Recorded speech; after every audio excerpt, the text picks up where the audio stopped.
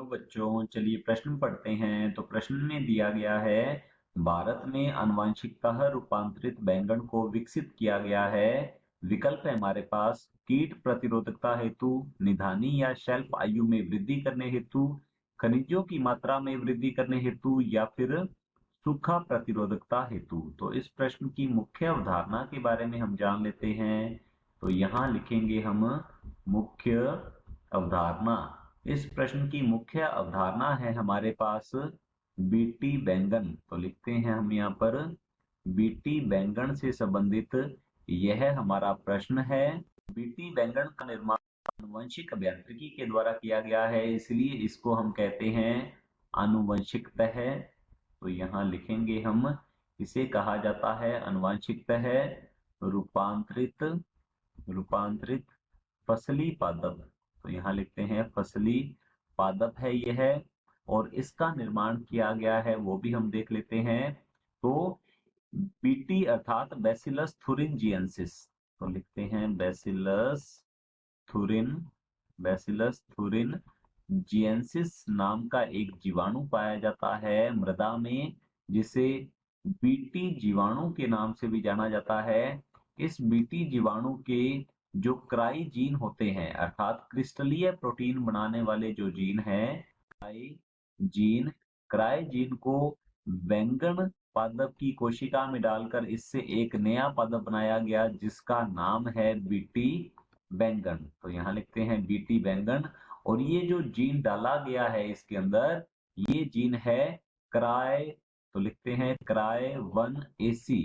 ये cry 1AC gene जो है ये उत्पन्न करता है क्रिस्टलीय प्रोटीन। तो यहाँ लिखेंगे ये क्रिस्टलीय प्रोटीन उत्पन्न करता है, और ये क्रिस्टलीय प्रोटीन जो है यह कीटों के लिए विष का कार्य करती है। तो यहाँ लिखेंगे कीटों के लिए विष का कार्य करती है, अर्थात ये क्रिस्टलीय प्रोटीन जो कि बैसिलस थुरिनजिएंसिस में तो प्राक विष के रूप में होती है, अर्थात निष्क्रिय होती है, परंतु कीटों की आहार नाल में जाकर ये क्षारीय पीएच में घुलकर सक्रिय हो जाती है, और कीटों की जो हम कह सकते हैं आंत है उसकी एपिथेलियम को नष्ट कर देती है, जिससे कि कीटों की मृत्यु हो जाती है। इसलिए हम कहते हैं कीटों के लिए विष का कार्य करती है।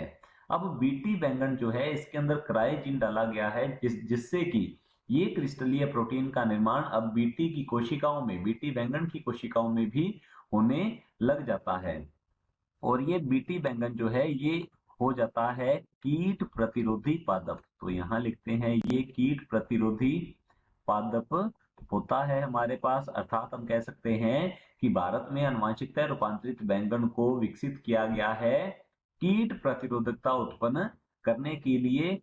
ये बैंगन जो है ये लेपिडोप्टेरन कीट के लिए, तो हम यहाँ लिख सकते हैं ये किस प्रकार के कीट के लिए प्रतिरोधी होता है, ये लेपिडोप्टेरन। तो यहाँ लिखेंगे लेपिडोप्टेरन कीट के लिए प्रतिरोधी होता है, यह बीटी बैंगन। तो हमारा जो प्रश्न है, भारत में आनुवंशिकतः रूपांतरित बैंगन को विकसित किया गया है, तो विकल्प दिए गए हैं कीट प्रतिरोधकता हेतु। तो हमारा पहला विकल्प जो है ये बिल्कुल सही उत्तर है। बी दिया गया है निधानी या शेल्फ आयु में वृद्धि करने हेतु। तो हमारा बी विकल्प जो है ये गलत होता है, क्योंकि इससे शेल्फ आयु में वृद्धि नहीं की गई, अर्थात इसे लंबे समय तक हम कह सकते हैं कि परिरक्षित करने के लिए इसमें रूपांतरण नहीं किया गया था।